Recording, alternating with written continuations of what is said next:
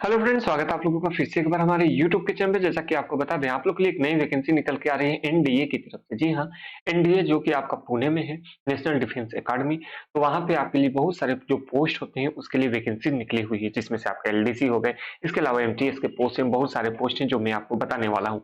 ठीक है, तो चलिए सबसे पहले जो इसका ऑफिशियल नोटिफिकेशन है ये आप लोग देख लीजिए। ये नोटिफिकेशन आप लोग देख सकते हैं। दो नोटिफिकेशन है, इन दोनों को आप लोग डाउनलोड कर लीजिएगा।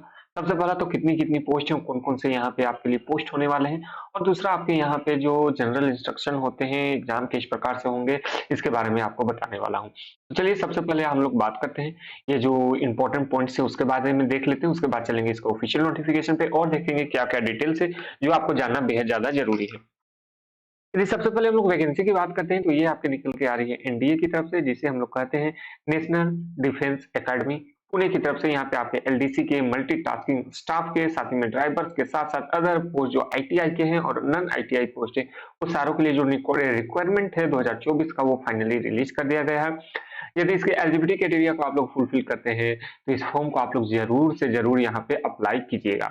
चलिए इंपॉर्टेंट डेट्स की बात करते हैं, तो 27/1 से यह फॉर्म फिलअप होना स्टार्ट हो चुका है और इसे आप लोग अप्लाई कर सकेंगे 16/2 तक। 21 दिनों तक आपको समय दिया जाएगा, जितना जल्दी हो सके आप लोग अप्लाई कर सकते हैं। जो लास्ट डेट है फी पेमेंट का, वो आपका 16/2 तक होने वाला है। एग्जामिनेशन डेट और एडमिट कार्ड एग्जामिनेशन से पहले आपको बता दिया जाएगा। और एक बात, हाँ, यहाँ पे जो फी है आपको एक भी रुपए देने के लिए नहीं है, चाहे जनरल से हो या अदर स्टेट से हो, ओबीसी से हो, एससी हो, एसटी हो, किसी को भी एक भी रुपए देने की जरूरत नहीं है। ठीक है, तो आपको सिर्फ रजिस्ट्रेशन करना है, आपको सिर्फ फॉर्म अप्लाई कर देना है, उसके बाद आपको फिर आगे का किस प्रकार से प्रोसीजर होने वाला है वो मैं आपको बताने वाला हूँ। उसके बाद यहाँ पे आपकी जो एज है वो मिनिमम आपका एज 18 वर्ष होना चाहिए, मैक्सिमम 27 वर्ष एलडीसी के लिए।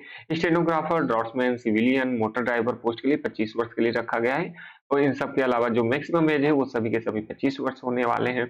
और जिन्हें भी एज में रिलैक्सेशन चाहिए होगा, जैसे कि जो ओबीसी से आते हैं, एससी से आते हैं और एसटी से आते हैं, उन्हें भी यहाँ पे एज में जो रिलैक्सेशन है वो देखने को मिलने वाला है। चलिए चलते हैं इसके ऑफिशियल नोटिफिकेशन पे और देखते हैं क्या-क्या इंपॉर्टेंट पॉइंट्स है जो आपको जानना बेहद ज़्यादा ज़रूरी है। इस नोटिफिकेशन को आप लोग डाउनलोड कर सकते हैं। डाउनलोड करने के लिए आपको टेलीग्राम चैनल का जो लिंक है वो आपको नीचे डिस्क्रिप्शन में मिलेगा, जहाँ से जाके इसको आप लोग डाउनलोड कर सकते हैं। यदि एलडीसी की बात करते हैं तो 16 पोस्ट देखने को मिलेंगे। स्टेनो की बात करते हैं ग्रेड 2 के लिए तो 1 पोस्ट है, ड्राफ्ट्समैन के लिए 2 पोस्ट है, सिनेमा प्रोजेक्शनिस्ट के लिए 1 पोस्ट है, कुक के लिए 14 पोस्ट है, वहाँ कंपोजिटर कम पेंटर के लिए यहाँ पे आपका 1 है, सिविलियन मोटर ड्राइवर के लिए 3 पोस्ट, कारपेंटर के लिए 2, फायरमैन के लिए 2, टीए बेकर कन्वेंशनर के लिए 1 पोस्ट है, टीए साइकिल रिपेयर के लिए 2 पोस्ट है, टीए प्रिंटर मशीन ऑपरेटर के लिए 1 है, वुड रिपेयरिंग के लिए यहाँ पे 1 है, मल्टीटास्किंग के लिए यहाँ 151 पोस्ट है, लगभग 198 लगभग 200 के आसपास आपको यहाँ वैकेंसीज देखने को मिलेगा। इसमें से जनरल के लिए यहाँ पे पूरे के पूरे 110 पोस्ट है, ओबीसी के लिए यहाँ पे 58 पोस्ट है, तो इसके अनुसार आप लोग यहाँ पे देख सकते हैं। ठीक है, चलिए आगे हम लोग बात करते हैं। इस नोटिफिकेशन को आप लोग डाउनलोड कर लीजिएगा।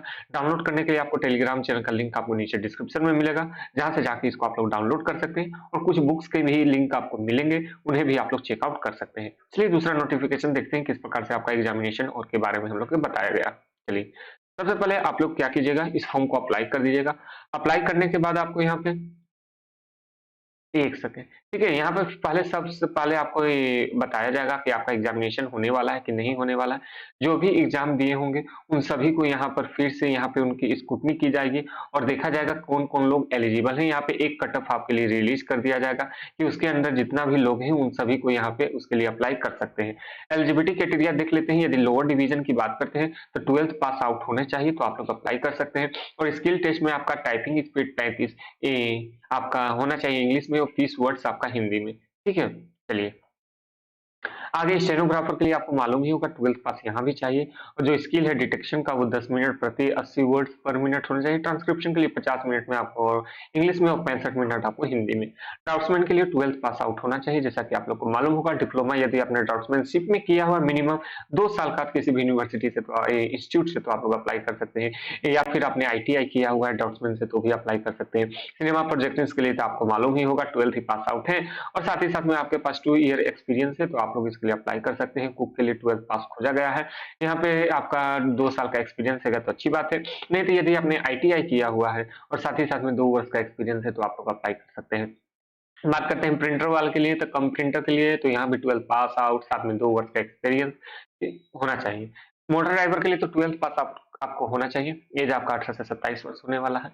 और यहाँ पे जो आपका 12th पास के साथ-साथ आपको ड्राइविंग लाइसेंस होना चाहिए, हेवी वाला 2 वर्ष का एक्सपीरियंस आपको यहाँ पे खोजा गया है। कारपेंटर के 12th पास आउट है या 2 वर्ष का एक्सपीरियंस है तो आप लोग अप्लाई कर सकते हैं। या फिर इंडस्ट्री है यानी आईटीआई किया है, 2 वर्ष का आपके पास एक्सपीरियंस है, अप्लाई कर दीजिएगा। फायरमैन के लिए 10th पास आउट होना चाहिए, आपके पास लाइसेंस होना चाहिए हेवी व्हीकल के लिए, और 6 month duration using the maintenance of the first aid आपको यहाँ यदि एक्सपीरियंस है तो आप लोग इसके अप्लाई कर सकते हैं। चलिए आगे हम लोग बात करते हैं। यहाँ आपका इंड्योरेंस टेस्ट भी होने वाला है फायर फाइटर में, कि आपको यहाँ पे कैरी मैन का जो वेट होता है 63.5 केजी, ये लेके आपको 183 मीटर चलना होगा 96 सेकंड में। आपको 2.5 मीटर वाइड डिच लैंडिंग करना होगा बहुत फीट से, और साथ ही साथ में यहाँ क्लाइंबिंग आपको करना होगा 3 metre vertically using the hand and feet. ठीक है, रोप के थ्रू आपको करना होगा।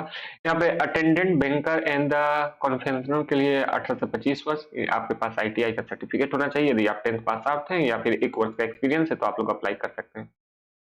टेक्नीशियन अटेंडेंट साइकिल रिपेयर के लिए अपने आईटीआई किया है, अप्लाई कर दीजिएगा। 10th पास आउट है या एक्सपीरियंस है आपके पास तो अप्लाई कर सकते हैं।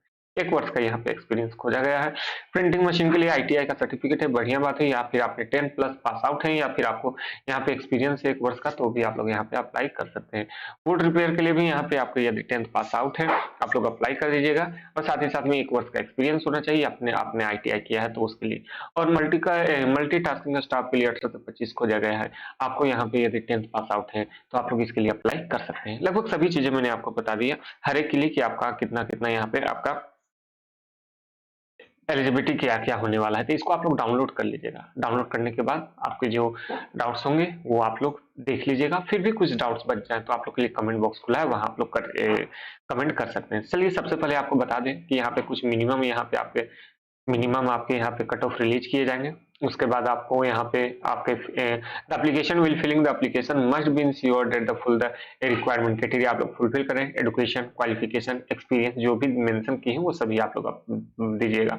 Application not show the application of the any document आपको करना है, आपको रखना है अपने पास। ठीक है, प्रिंट आउट निकाल के आप रख लीजिएगा।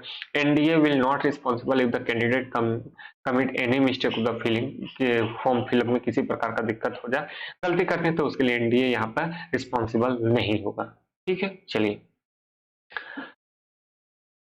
सबसे पहले आपका स्क्रूटनी और शॉर्ट लिस्टिंग होगा। यहाँ पे आपको जैसा मैंने बताया कि आपका अप टू 10 और more times of the number यहाँ पे आपके खोजा जाएगा। ठीक है, जो यहाँ पे जितने भी फॉर्म आएंगे उनमें से आपको इतना 10 टाइम्स लोगों को यहाँ पे क्या किया जाएगा, 10 टाइम्स लोगों को यहाँ पे चूज किया जाएगा।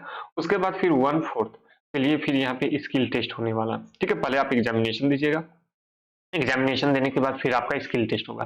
स्किल टेस्ट में आपका 4 टाइम्स लोगों को यहाँ पे चुना जाएगा, इस बात का याद रखिएगा। ठीक है, एग्जामिनेशन में क्या क्या क्वेश्चन आ सकते हैं तो आइए उसके बारे में हम लोग चर्चा कर लेते हैं। सिलेबस आपका यहाँ पे रिटन एग्जामिनेशन होगा जिसमें से आपके रीजनिंग होने वाले हैं, वर्बल एंड नॉन वर्बल, जैसा आप लोग को मालूम होगा। क्वेश्चन आपके मैथ से रहने वाले हैं और इंग्लिश से रहने वाला है। जो लेवल होने वाला है वो आपका 10th और 12th दोनों के बीच में आपको कंफर्टेबली आप लोग यहाँ पे दे सकते हैं। इंग्लिश, मैथ और साइंस से क्वेश्चन देखने को मिलने वाले हैं। Question on the general awareness also similar standard का यहाँ पे जनरल अवेयरनेस भी आपका रहने वाला है। सभी क्वेश्चन आपको हिंदी एंड इंग्लिश में देने होंगे। इंग्लिश का पेपर आपको तो इंग्लिश लैंग्वेज में ही देना होगा, इस बात का याद रखें। यानी जो नॉर्मल सिलेबस सबका होता है मैथ, ठीक है, रीजनिंग, जीके और साथ में इंग्लिश। तो इंग्लिश तो सब लोग नहीं देते होंगे, रेलवे वाले स्टूडेंट इंग्लिश को नहीं पढ़ते, तो जो भी इंग्लिश जिनका अच्छा हो तो वो भी इसके लिए अप्लाई कर सकते हैं। पहले तो सभी लोग अप्लाई कर दीजिएगा, क्योंकि उसके बाद फिर सभी लोग इसको अप्लाई कर दीजिएगा, और उसके बाद फिर यहाँ पे आपको जब अप्लाई कर दीजिएगा तो फिर 10 गुना लोगों को बुलाया जाएगा। उसके बाद फिर आप लोग बढ़िया से अपनी तैयारी कर सकते हैं। ठीक है, तो रीजनिंग सबका होगा, इंग्लिश और जीके और मैथ आपका होने वाला है। ठीक है, उसके बाद स्किल टेस्ट के लिए बुलाया जाएगा, जैसा कि मैंने बताया स्किल टेस्ट में आपका 4 गुना लोगों को बुलाया जाएगा। इसके बाद यहाँ पे आपका जो भी मेरिट लिस्ट है वो आपके रिटन एग्जामिनेशन के बेसिस पे यहाँ पे आपके बनने वाले हैं, इस बात का याद रखिएगा। एक कोई ट्रेड जो होगा या स्किल जो होगा वो सिर्फ और सिर्फ आपका क्वालिफाइंग नेचर है, इस बात का याद रखिएगा। सिलेक्शन प्रोसीजर क्या चीज, शॉर्ट लिस्टेड कैंडिडेट को एसएमएस के थ्रू यहाँ पे बता दिया जाएगा कि आप लोग को यहाँ पे आना है। एडमिट कार्ड और जो वैलिड आइडेंटिटी प्रूफ होता है उसके थ्रू आप लोग यहाँ पे जा सकते हैं। चलिए लगभग सभी चीजें मैंने आपको बता दिया। फिर भी आपके मन में किसी भी प्रकार का डाउट हो तो कमेंट बॉक्स में आप लोग वो बता सकते हैं, उसको मैं अब क्लियर कर देने वाला हूँ। चलिए अब इस वीडियो को समाप्त करेंगे। उससे पहले यदि आप लोग नए होंगे तो चैनल को सब्सक्राइब कर लीजिएगा और बेल आइकन भी आप लोग प्रेस कर लीजिएगा। एनडीए की तरफ से आया है, पुणे खरगोशवाल में जो है, उसके लिए आप लोग यहाँ पे अप्लाई कर सकते हैं। 12th पास आउट है, सभी लोग इसके लिए अप्लाई कर सकते हैं और अलग-अलग कैटेगरी के लिए अलग-अलग एक्सपीरियंस खोजा गया है। अलग यदि आपने आईटीआई किया है, तो भी इसके लिए आप लोग अप्लाई कर सकते हैं। चलिए आज के लिए इतना ही। Thank you for watching.